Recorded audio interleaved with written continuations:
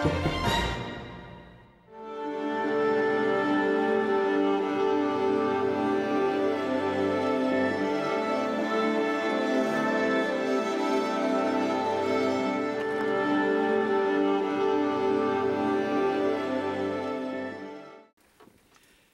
evening, ladies and gentlemen. So you will hear a little Hungarian accent now.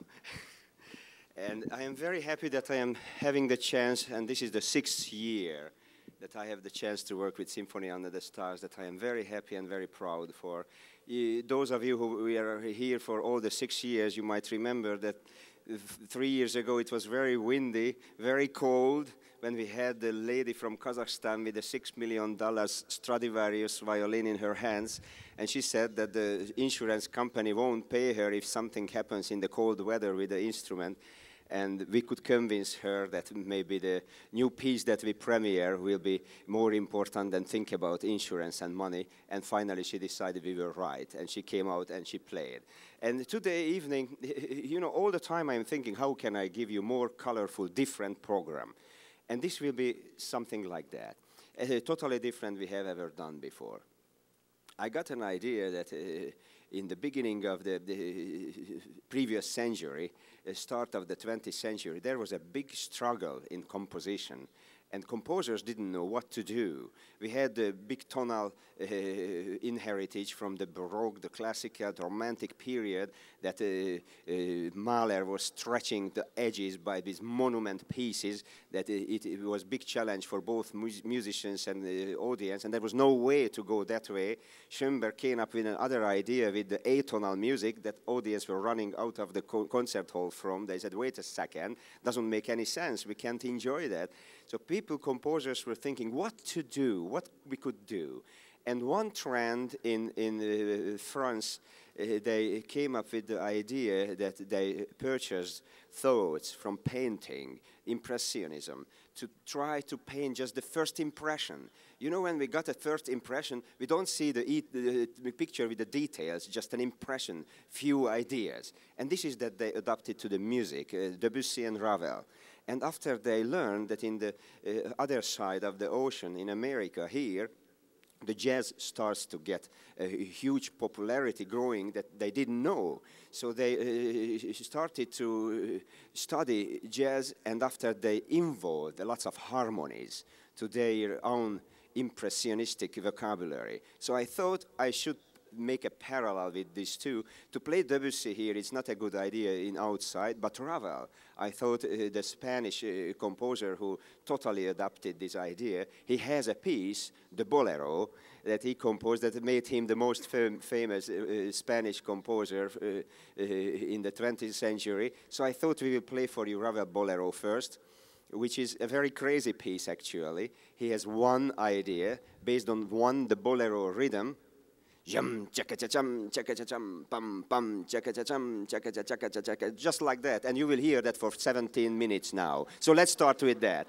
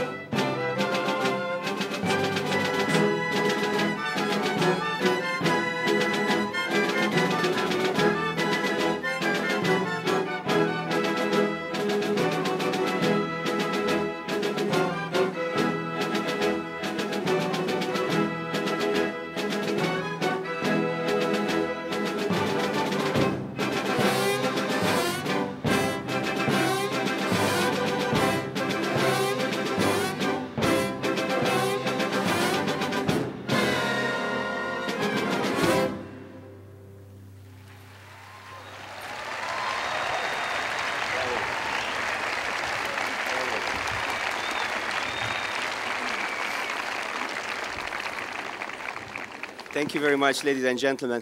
It's that crazy for us too, as for you to listen to the same idea all the time. But he is so smart.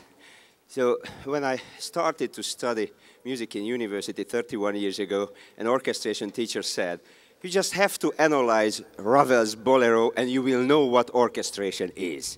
He has one idea and he puts always in a different clothing. He brings the same idea with a different way all the time. This is that we heard, and because this is related also to the topic that we will have very soon, I thought Ravel's piece would be a nice opening for that evening because it's world famous and linked to the main idea of the evening. But before we go there, we have to stop for a second because at UCF we have a wonderful competition at the music department for all the students. We have 2 first prizes for all students every year competing to play a solo with the band and to play a solo with the orchestra. And we have now the winner of the year who will play a wonderful Marimba concerto for us today. But before I introduce the winner, the soloist today, I would love to introduce to you my assistant, because first time since I am here, this is my 6th year at UCF, and now we grow so much in the music department that we have the chance to start with the master's degree, and we got a wonderful student whom I know for a long time, probably 8 or 9. Is it right, Jason? He says 9. So I know him for almost 9 years. He is my assistant. He will conduct the next piece, the winner, Marimba Concerto. So the conductor will be Jason Millhouse, a wonderful conductor student. Please welcome him first.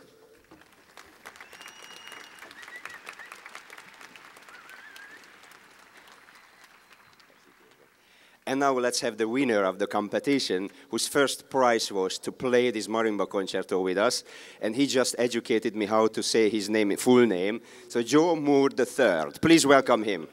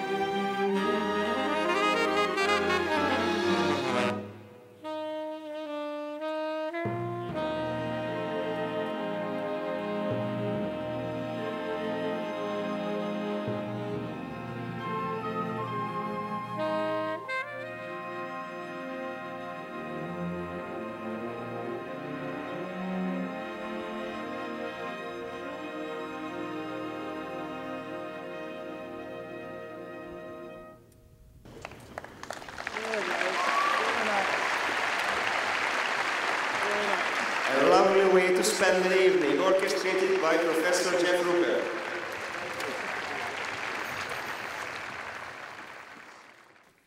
A lovely way to spend an evening was from a movie called Higher and Higher, which featured Frank Sinatra and Mel Torme in the movie together. Frank Sinatra got to sing the song in the movie, and Mel always wanted to, and I had the chance to record that tune with Mel Torme, so it's fun to bring it back to the fore. Ladies and gentlemen, let me introduce to you this fabulous group we affectionately call the Jazz Professors. Our assistant professor of jazz piano, ladies and gentlemen, from Stockholm, Sweden, now resident of Ocoee, Florida, Mr. Per Danielsson.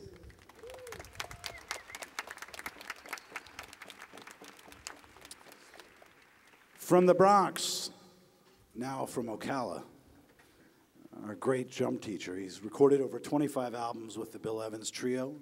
He's been with Rob McConnell and the Boss Brass, and he's now currently the drummer in the Duke Ellington Orchestra, and of course, instructor of jazz drum set at the University of Central Florida. Ladies and gentlemen, this is Marty Morell.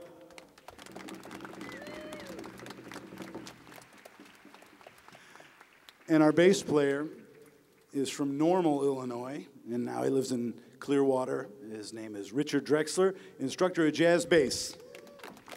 Tremendous talent and a great arranger. And last and certainly not least, originally from Union, New Jersey, Mr. Bobby Coble on the guitar. We hope you enjoy this first arrangement of ours as a group for the evening with the orchestra. This is called Tenderly.